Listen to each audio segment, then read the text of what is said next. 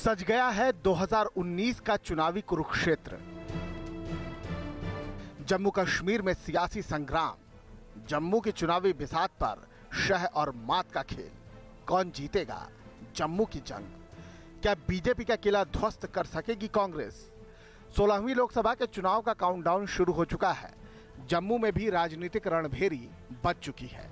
इस सीट पर 2014 के चुनाव में बीजेपी ने जीत हासिल की थी।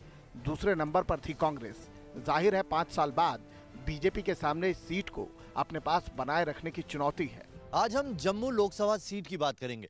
जम्मू रीजन में पड़ने वाली जम्मू लोकसभा सीट जम्मू कश्मीर की विंटर कैपिटल ही नहीं है, बल्कि इसे मंदिरों का शहर भी कहा जाता है। आपको बता दें कि यहाँ पर लोकसभा क्षेत्र पर 2014 में बीजेपी ने कब्जा किया। न सिर्फ बीजेपी ने लोकसभा सीट जीती, बल्कि असेंबली इलेक्शन में भी यहां से आने वाली 20 विधानसभाओं में से 13 पर कब्जा जमा लिया। यहां के जुगल किशोर शर्मा ने मदन लाल शर्मा, जो कांग्रेस के नेता थे, उन्हें हराया है। वैसे देखा जाए तो 2019 के चुनाव में मुद्दों और सवालों की कमी नहीं, लेकिन सबसे सीधा और सटीक सवाल है कि केंद्र में पीएम मोदी लौटेंगे या उनकी जगह किसी और को ये ताज मिलेगा। हमने इस सवाल को लेकर जम्मू की जनता का दिल टटोलने की कोशिश की। पूछना चाह रहे हैं कि आप किसको चुनने वाले हैं इस बार प्रधानमंत्री? प्रधानमंत्री राहुल गांधी को। राहुल गांधी जी को। मोदी जी क्यों नहीं? उन्होंने किया क्या है? प्रधानमंत्री के तौर पर किसे देखें? मोदी को ही देखना चाहते हैं, क्योंकि वो गरीबों के बारे में सोच रहा है। मोदी जी होंगे आपके नेता? नेता हमारे नेता होंगे मोदी जी। मोदी जी जी। मोदी जी कौन से ऐसे काम थे जो बहुत पसंद आया? मोदी जी ने बहुत अच्छा काम किया, क्योंकि जो पहले रोड वगैरह थे ना, वो बुरी हालत थी। जो कांग्रेस ने काम करना चाहिए था ना, आज उन्होंने मोदी ने करके दिखाया। इसलिए हम चाहते हैं पर हमेशा मोदी रहे। मोदी जैसा वर्कर कोई नहीं है। सियासत की बातें चलती रहेंगी, लेकिन उससे पहले जरा शहर की भी बात कर लेते हैं। शिवालिक पर्वतमाला के बीच बसा जम्मू राज्य की शीतकालीन राजधानी है। इसे मंदिरों का शहर भी कहा जाता है। तवी नदी इसके दामन को भिगोती रहती है। पिछले 2014 के आम चुनाव और असेंबली इलेक्शन दोनों में ही बीजेपी ने एक वादा जम्मू की जनता से किया था, और उस वादे पर उन्हें समर्थन भी खूब मिला था। वो वादा था तवी नदी में एक झील बनाने का, जिसके जरिए यहाँ पर पर्यटन को और ज़्यादा विकसित किया जा सके और लोगों की आमदनी में इजाफा हो सके। लेकिन आज यहाँ की क्या स्थिति है वो भी आपको दिखाते चलें। मेरे इस वक्त इस तरफ आप देख पाएंगे, ये वो झील है जहाँ पर जिसे बनाने का काम चल रहा है, लेकिन लोगों का यह आरोप है कि यहाँ पर इसकी रफ्तार बेहद सुस्त है। काम तो चल रहा है, लेकिन काम की रफ्तार सुस्त होने की वजह से जो एक समय सीमा थी वो बार बार बढ़ती जा रही है। डेडलाइन अभी तक 3 बार बढ़ाई जा चुकी है, और इससे यहाँ के रहवासी बड़े नाराज दिखाई दे रहे हैं। आप देखेंगे कि यहाँ पर ये पिलर, लोग बता रहे हैं कि इन्हें खड़े हुए 1.5 साल हो गया, लेकिन उसके बाद यहाँ पर काम की रफ्तार और ज़्यादा सुस्त हो गई। असेंबली भंग होने के बाद तो काम ना के बराबर चल रहा है। कुछ 4 या 5 मजदूर यहाँ पर लगाए गए हैं जो धीरे धीरे काम कर रहे हैं, और इस बात से यहाँ के लोग बेहद नाराज़ दिखाई पड़ रहे हैं। उनका ये कहना है कि अब की बार जब वो चुनाव में वोट डालने के लिए जाएंगे तो ये मुद्दा भी उनके जहन में रहने वाला है। जम्मू एक ऐतिहासिक शहर है। ये नगर करीब 3500 साल के इतिहास को समेटे हुए है। अगर पिछले चुनाव को कसौटी बनाया जाए तो इस क्षेत्र में बीजेपी दूसरी पार्टियों के मुकाबले मजबूत नजर आती है। जम्मू के लोगों के भारतीय जनता पार्टी से बड़ी अपेक्षाएं हैं, तो हम उन पर खरा भी उतरे हैं। अभी भी बहुत कुछ करना बाकी है। मुझे लगता है कि भारतीय जनता पार्टी जो पिछली सरकारों में लोगों के साथ भेदभाव होता रहा, तो उस सब पर हम बराबर विकास हो और ज़्यादा विकास हो, इस प्रकार की हमारी कोशिश रहेगी। मैं आम चुनाव की बात करूं तो 6 में से कितनी सीटें आ रही हैं? देखो, पिछली बार हम 3 पे थे, 3 तो हम रहेंगी, लेकिन हमारे एलाइज, हमारे लाइक माइंडेड लोग कश्मीर से जीत करके आएंगे। नेशनल कॉन्फ्रेंस और पीडीपी का सफाया होने वाला है वहाँ पर। जम्मू लोकसभा क्षेत्र में 20 विधानसभा आते हैं। 2014 के आम चुनाव में यहाँ से बीजेपी के जुगल किशोर शर्मा जीतकर संसद पहुंचे। उसी साल विधानसभा चुनाव में बीजेपी ने 15, कांग्रेस ने 3 और पीडीपी ने 2 सीटों पर जीत हासिल की। लेकिन इस बार विपक्ष बीजेपी के विजय रथ को रोकने के लिए कमर कस चुका है। एक भारी बहुमत भारतीय जनता पार्टी को पिछले इलेक्शन में मिला था, और बहुत सारी उम्मीदें वाबस्ता थी लोगों की उनसे, खासतौर पर नरेंद्र मोदी जी से। लेकिन ये 4.25 साल गुजर जाने के बाद लोगों को नाउम्मीदी हुई है, मायूसी हुई है, निराशा हुई है, और इसका असर जो है वो आने वाले इलेक्शंस के ऊपर यकीनन ही पड़ेगा। और उसमें ऐसा लगता है कि भारतीय जनता पार्टी को काफ़ी नुकसान जो है होने जा रहा है। राजनीतिक नेता चाहे किसी भी पार्टी के हों, वो अपने चुनावी नफा नुकसान के हिसाब से बात करते हैं, लेकिन जम्मू की आवाम क्या कहती है, वो किस पार्टी के साथ है। हमने जब ये सवाल यहाँ के आम लोगों से पूछा तो क्या जवाब मिला, आप भी सुनिए। लोकसभा चुनाव में कौन नेता होगा, कौन हो गए आपके प्रधानमंत्री? यहाँ जी प्रधानमंत्री वैसे तो मोदी जी हैं इस वक्त, समझ लगी। नहीं, अगले चुनाव में आप मोदी जी को ही वापस देखना चाहते हैं? हाँ जी, हम तो मोदी जी को देखना चाहते हैं, क्योंकि उन्होंने जो काम कराए हैं वो आज तक किसी ने कराए नहीं इतने सालों में। 2019 में प्रधानमंत्री हमारे नेता तो ऐसे ही है जी, जो अच्छा काम करेगा उसी के साथ है हम, चाहे कोई भी पार्टी, हम न्यूट्रल आदमी है। दो ऑप्शन देता हूँ, राहुल गांधी या नरेंद्र मोदी? मोदी बेटर है राहुल से। तो जम्मू में रोहिंग्या मुसलमानों का मुद्दा अहम है। म्यांमार से आए मुसलमानों की एक बस्ती यहाँ पर जम्मू में बसी हुई है। जम्मू का लोग मेरे को कुछ नहीं किया, आगे पीछे जो लोग है वो भी दिहाड़ी लगाते, उसके पैसा भी दे देती है, उसके लिए कोई तंग नहीं कर रहे। जो गवर्नमेंट अगर उठा के ले जाएगा, हम कहाँ जाना है, अपना देश जो है उसकी मामला अभी हाल नहीं हुआ। जम्मू के लोग इन्हें यहाँ से निकालना चाहते हैं और इसको लेकर पिछली सरकार ने वादे भी किए थे, लेकिन अभी ये यहाँ पर रह रहे हैं और यहाँ के लोगों के लिए एक मुद्दा बने। इस बार के चुनाव में भी रोहिंग्या मुसलमानों को निकाले जाने का सवाल गरमा सकता है। यहाँ भारी तादाद में रोहिंग्यास बसे हुए हैं जम्मू के अंदर, और भारतीय जनता पार्टी ने ये कहा था कि इनको इविक्ट यहाँ से किया जाएगा, लेकिन देखने में आया कि उन्हीं की सरकार के अंदर इनको तमाम सुविधाएं जो हैं वो दी गई, और यहाँ बिजली के कनेक्शन, पानी के कनेक्शन, आधार कार्ड और राशन कार्ड्स और स्टेट सब्जेक्ट तक उन लोगों को मिल गए। वैसे रोहिंग्या एकमात्र सवाल नहीं जो जम्मू की राजनीति की आंच को सुलगाएगा। इसके अलावा कई और सरोकार भी हैं जो यहाँ के लोगों के लिए अहमियत रखते हैं। बिजली, पानी और सफाई चाहिए। इस बार की तो लोकसभा की सीट बीजेपी के खाते में गई है, अगली बार भी वहीं जा रही है। अब देखो क्या होता है। जम्मू में 2019 के आम चुनाव में 2014 के विधानसभा चुनाव के साइड इफेक्ट्स देखने को मिल सकते हैं। तब बीजेपी जम्मू कश्मीर में पहली बार सत्ता की दहलीज तक पहुंची थी। हालांकि इसके लिए उसे पीडीपी के साथ बेमेल गठबंधन करना पड़ा था, जो 4 साल भी नहीं टिक सका।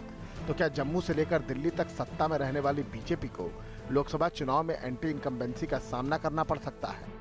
एंटी इनकम्बेंसी रहती है। लोग जो सत्ता में रहते हैं 100% काम तो लोगों के नहीं हो पाते हैं, ये सच है, लेकिन उसके बावजूद थोड़ा बहुत, लेकिन बहुत कुछ जम्मू कश्मीर में जो किया है वो भुलाया नहीं जा सकता। बीजेपी को भरोसा है कि उसकी सरकार का काम और पीएम मोदी के नाम के सहारे वो चुनावी वैतरणी पार कर जाएगी, लेकिन पैंथर्स पार्टी बीजेपी के दावों को सिरे से खारिज कर रही है। वादे लोगों के साथ किए गए थे, खास तौर पर जम्मू के लोगों के साथ वादे किए गए थे, उनमें से किसी भी वादे के ऊपर अमल दरामद जो है वो नहीं हो सकी। जैसे इलेक्शन में ये कहा गया था कि 370 की बातें की गई थी, आर्टिकल 35A के ऊपर बड़े बड़े आश्वासन दिए गए थे। जम्मू में लोकसभा के चुनावी घमासान में पाकिस्तान अधिकृत कश्मीर यानी पीओके से विस्थापित होकर जम्मू आए हजारों लोगों के अधिकारों का मुद्दा भी जोर शोर से उठ सकता है। इन लोगों की शिकायत है कि तमाम सरकारों ने इनके साथ नाइंसाफी की है। जब 1/3 वहाँ की जनसंख्या यहाँ आकर विस्थापित के रूप में बैठी है, कम से कम आप 8 सीटें खोल दीजिए ताकि वो लोग यहाँ बैठकर वोट करें, ताकि हमारे नुमाइंदे असेंबली में हों, पार्लियामेंट में हों, अपनी बात करें। आज हमारी तबाही और बर्बादी इसीलिए हुई है कि 70 सालों तक हमें बिल्कुल अनदेखी की गई हमारी, और हमारी बात नहीं सुनी गई। इस वजह से हम तबाह और बर्बाद हुए। 13 लाख लोग हैं, 13 लाख की आबादी कम नहीं होती है, और ये पीओके विस्थापित हैं। ये चाहते हैं कि इन्हें हक मिले कि ये अपनी जगह पर वोट कर सकें। 70 साल हो गए इन्हें यहाँ पर, और ये चाहते हैं कि इन्हें जो इनकी सीटें पीओके में हैं वो कब आएंगी और कब उन पर ये अपनी सरकार चुनेंगे वो अलग मसला है, लेकिन आज ये जम्मू में वोट डाल रहे हैं। पिछली बार जम्मू में जब इनसे वोट डाले गए थे तो ये तमाम वादे इनसे किए गए थे, जो आप इन बैनर पर लगातार देख पा रहे होंगे। इसी तरह देश विभाजन के समय पाकिस्तान से आए लोगों का सवाल भी यहाँ राजनीति में अहमियत रखता है। ये लोग उस दौरान 1947 में जहाँ आए और तब से लेकर आज तक इन लोगों को जम्मू कश्मीर की जो नागरिकता है उससे इन्होंने वंचित रखा है। पंजाब में अगर कोई बच्चा जन्म लेता है उसको बड़े शौक से पंजाबी कहते हो आप, गुजरात वाले को गुजराती कहते हो। तो जो जम्मू कश्मीर में हमारे घरों में बच्चा पैदा हो रहा है आज 2016 में, तो उसको आप पाकिस्तानी क्यों बोल रहे हो? अगर हमें स्टेट सब्जेक्ट मिल जाता है तो हम पूरी ताकत के साथ नरेंद्र भाई मोदी का साथ देंगे। अगर उन्होंने भी वही काम किया जो कांग्रेस पिछले 17 सालों से करती आ रही है तो फिर हमारा रास्ता कुछ अलग होगा। चलिए, तो 70 साल का इंतजार है, अभी तक इनके साथ पाकिस्तानी रिफ्यूजी का टैग लगा हुआ है। ये भारतीय नागरिक हैं लेकिन जम्मू कश्मीर के नागरिक नहीं है। जम्मू कश्मीर में अभी भी जो लोग यहाँ से गए थे पाकिस्तान, उनके जो घर छूटे थे उस जगहों पर रहते हैं, लेकिन वहाँ पर इनका मालिकाना हक नहीं है। ना ही यहाँ पर ये ज़मीन खरीद सकते हैं, ना ही जिन मकानों में रह रहे हैं उन्हें बेच सकते हैं। इनके पास जो जम्मू कश्मीर में नौकरी करने का अधिकार है वो तक नहीं है, जम्मू कश्मीर में सरकार चुनने का अधिकार तक नहीं है। और शायद यही वजह है कि जम्मू कश्मीर सरकार को भी इनकी कोई पड़ी नहीं है। जम्मू कश्मीर की चुनावी पटकथा लद्दाख की चर्चा के बिना पूरी नहीं हो सकती है। बेशक कश्मीर को धरती का स्वर्ग कहा जाता है, लेकिन लद्दाख की खूबसूरती भी बेमिसाल है। यहाँ की हसीन वादियों की सैर करने के लिए दुनिया भर के सैलानी खींचे चले आते हैं। लद्दाख के मनोरम दृश्यों ने बॉलीवुड को भी अपना मुरीद बनाया है। 3 इडियट समेत कई फिल्मों में आपने लद्दाख के दिलकश नजारों का दीदार किया होगा। बिल्कुल स्वच्छ नीले पानी की झीलें, बर्फ से ढके पहाड़ और स्तूप लद्दाख की पहचान बन चुके हैं। अगर सियासी दंगल की बात करें तो 2014 के लोकसभा चुनाव में लद्दाख की एकमात्र लोकसभा सीट पर बीजेपी के थुप्स्टान छिवांग ने जीत दर्ज की थी। दिलचस्प है कि उन्हें सिर्फ 36 वोटों से कामयाबी हासिल हुई थी। 1,59,000 मतदाताओं वाली लद्दाख लोकसभा सीट पर 2014 के आम चुनाव में बीजेपी ने महज 36 वोटों से जीत हासिल की थी। इस सीट पर पूरे प्रदेश में लोकतंत्र के महापर्व पर लोगों का उत्साह देखते ही बनता है। मतदान के लिए यहाँ लोगों में बड़ा क्रेज है। पिछले आम चुनाव में यानी कि 2014 के इलेक्शन में यहाँ पर 70% मतदान हुआ है, लेकिन इस बार थुप्सान चेवांग के लिए ये सीट निकालना इतना आसान नहीं, क्योंकि एक बार बीजेपी की टिकट पर और एक बार निर्दलीय 10 सालों की एंटी इनकम्बेंसी पार्टी के लिए मुसीबत न बन जाए। वैसे लद्दाख के चुनावी इतिहास पर नजर डालें तो इस सीट पर ज्यादातर मौकों पर कांग्रेस ने ही जीत का परचम लहराया है। 1967, 1971, 1977, 1980, 84 और 1996 के लोकसभा चुनाव में यहां से कांग्रेस को जीत मिली, जबकि 1989, 2004 और 2009 में निर्दलीय प्रत्याशी चुने गए। 1998 और 1999 के आम चुनाव में नेशनल कॉन्फ्रेंस लद्दाख में विजेता बनकर उभरी।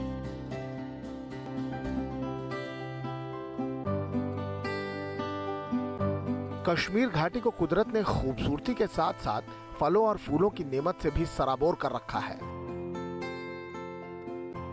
इन्हीं में से एक फूल केसर का है, जिसे अंग्रेजी में सैफरन, उर्दू में जाफरान और कश्मीरी में कोंग कहा जाता है।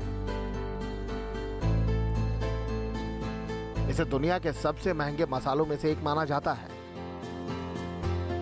इसकी कीमत बाजार में 300 से 350 रुपए प्रति ग्राम रहती है। केसर का इस्तेमाल कई तरह की दवाएं बनाने में किया जाता है। इसके अलावा इत्र और पान मसाला इंडस्ट्री में केसर की खासी मांग है।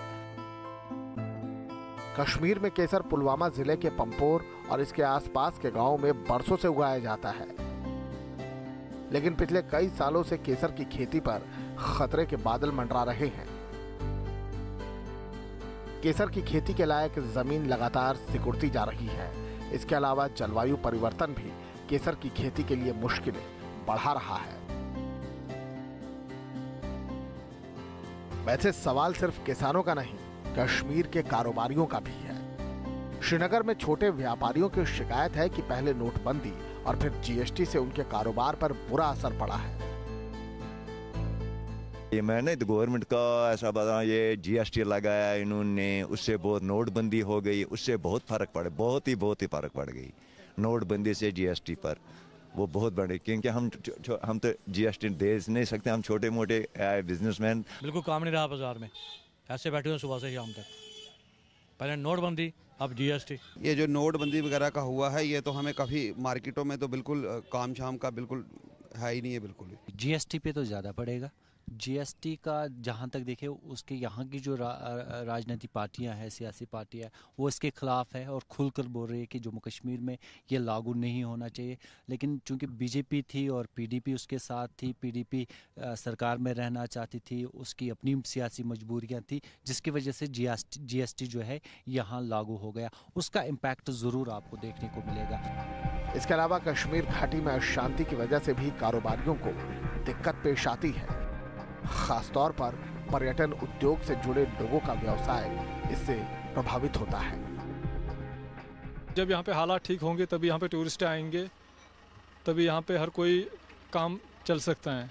जब टूरिस्ट नहीं आएगा, यहाँ पे सारा प्लेस है जो यहाँ पे प्लेस हैं टूरिस्ट प्लेस हैं, टूरिस्ट प्लेस की वजह से यहाँ पे इंक्रीज सब कुछ होता है। देखा जाए अगर कुल मिलाकर तो यहाँ की जो मुख्य आमदनी है वो है टूरिस्ट की वजह से।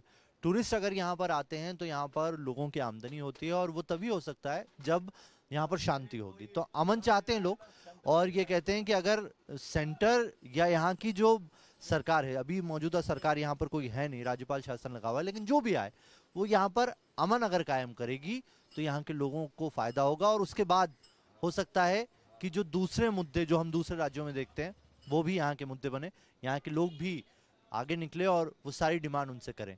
तो सबसे पहले अमन इनकी मांग है। जम्मू कश्मीर के राजनीतिक कुरुक्षेत्र में टक्कर मोटे तौर पर 2 राष्ट्रीय और 3 क्षेत्रीय दलों के बीच है। कांग्रेस जहां कश्मीर में अपने अच्छे दिनों की वापसी के लिए जोर लगा रही है, वहीं बीजेपी भी जम्मू और लद्दाख रीजन में अपने किले को कायम रखने के लिए तमाम दांव-पेच आजमाने को तैयार है। लेकिन बीजेपी के सामने सबसे बड़ी चुनौती होगी कि वो किसी तरह कश्मीर घाटी में भी अपना खाता खोल सके। हालांकि कश्मीर के मौजूदा राजनीतिक समीकरण में यह आसान नहीं होगा। जहां तक क्षेत्रीय दलों की बात है तो नेशनल कॉन्फ्रेंस और पीडीपी सत्ता के अहम दावेदार हैं। 2014 के आम चुनाव में पीडीपी ने घाटी की 3 सीटों पर कब्जा जमा लिया था, लेकिन क्या इस बार भी वो इस कारनामे को दोहराने में कामयाब हो पाएगी? ये पीडीपी की वेव उस वक्त चल रही थी, लेकिन आजकल हालात डिफरेंट है क्योंकि पीडीपी ने ऑलरेडी बीजेपी के साथ जो अलायंस फोर्ज किया था उस पर भी लोग काफ़ी नाराज है। लेकिन मुझे लगता है as far as myself is concerned, I think PDP और नेशनल कॉन्फ्रेंस में कांटे की टक्कर रहेगी साउथ कश्मीर की सीट को लेकर, लेकिन श्रीनगर अनंतनाग को लेकर लेकिन श्रीनगर की सीट एनसी के जोले में जाएगी और नॉर्थ कश्मीर की जो सीट है बारामूला की सीट जो है उसमें थोड़ा सा टक्कर रहेगा। लेकिन फिर मुझे लगता है कि नेशनल कॉन्फ्रेंस का ही पलड़ा भारी रहेगा। पीडीपी ने बीजेपी के साथ मिलकर जम्मू कश्मीर में 3 साल तक सरकार चलाई। सवाल है कि इस गठबंधन से बीजेपी ने क्या पाया और पीडीपी ने क्या गंवाया। विधानसभा भंग होने, राज्यपाल शासन और राष्ट्रपति शासन लगने से सबसे ज्यादा नुकसान पीडीपी को हुआ। हालांकि विधानसभा भंग होने का खमियाजा सभी पार्टियों को उठाना पड़ा। बीजेपी जिसने पहली बार प्रदेश में सरकार बनाई वो पूर्ण कार्य की सरकार नहीं दे पाई और पीडीपी के साथ समझौता भी नुकसानदायक रहा है। तो वहीं कांग्रेस का जो सपना था महागठबंधन का वो पूरा नहीं हो सका। पीडीपी एनसीपी को साथ लाने का उसका सपना टूट गया। एनसीपी को फायदा यह हुआ कि ये पार्टी टूट से बच गई और पीडीपी जो बीजेपी के साथ गई थी उसका खमियाजा ये उठा रही है कि वो लगातार अपनी पार्टी में ही फूट देख रही है। जहां तक नेशनल कॉन्फ्रेंस का सवाल है तो एनसी की रहनुमाई करने वाले अब्दुल्ला परिवार की 3 पीढ़ियां जम्मू कश्मीर पर शासन कर चुकी हैं। शेख अब्दुल्ला, फारूक अब्दुल्ला और उमर अब्दुल्ला मुख्यमंत्री का ताज पहन चुके हैं। लेकिन 2014 के आम चुनाव में नेशनल कॉन्फ्रेंस ने एक भी सीट नहीं जीती और फिर विधानसभा चुनाव में भी वो सत्ता से बेदखल हो गए। हालांकि श्रीनगर सीट के उपचुनाव में फारूक अब्दुल्ला ने कामयाबी हासिल की और अब नेशनल कॉन्फ्रेंस के सामने 2019 की अग्नि परीक्षा है जिसमें पास करना उसके लिए आसान नहीं होगा। लेकिन नेशनल कॉन्फ्रेंस और पीडीपी का खेल बिगाड़ने के लिए एक और राजनीतिक पार्टी जम्मू कश्मीर में अपनी जड़ें जमा चुकी है। हम बात कर रहे हैं पीपल्स कॉन्फ्रेंस पार्टी, जिसके सर्वे सर्वा सज्जाद लोन हैं। सज्जाद लोन हंदवाड़ा सीट से विधायक हैं। उनके पिता अब्दुल गनी लोन बड़े कश्मीरी नेता थे जिनकी 21 मई 2002 को श्रीनगर में हत्या कर दी गई थी। इसके बाद सज्जाद लोन ने अपनी पार्टी बनाई। 2009 और 2014 में पीपल्स कॉन्फ्रेंस के उम्मीदवार चुनावी अखाड़े में उतरे लेकिन उन्हें कामयाबी नहीं मिली।